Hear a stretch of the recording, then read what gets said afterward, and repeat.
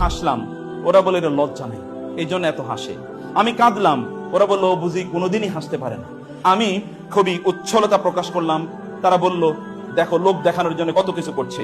আমি একটু মন খারাপ করে বসে থাকলাম, তখন তারা বলল ওর আসলের অবস্থাটা এখন প্রকাশিত হয়ে গেছে, ও আসলে এরকম গোমরামুখী। আমি একটু ধৈর্য ধারণ করলাম, তখন এরা বলল লোকটা খুবই ভীরু কাপুরুষ, এই জন্য তার সাহসিকতা নাই।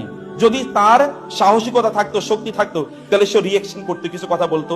যখন আমি রিয়েকশন দেখালাম, আমি শক্তিমত্তা দেখালাম, তখন তারা বলল এই লোকটা আসলে দেখাতে চাচ্ছে যে তার অনেক অনেক কিছু আছে। আমি যখনই কোনো কিছু করতে যাই তখনই তার বিপক্ষে তারা কথাবার্তা বলে। তখন আমি বুঝতে পারলাম মানুষের সন্তুষ্টি এমন একটা জিনিস যেটি কখনো অর্জন করা যায় না, বরং আমাকে মানুষের সন্তুষ্টি অর্জন করার এই প্রতিযোগিতা বাদ দিয়ে আমাকে আমার নিজের কল্যাণের জন্য, নিজের কন্ট্রিবিউশনের জন্য, নিজের পজিটিভ চেঞ্জের জন্য আমার চিন্তা করা দরকার।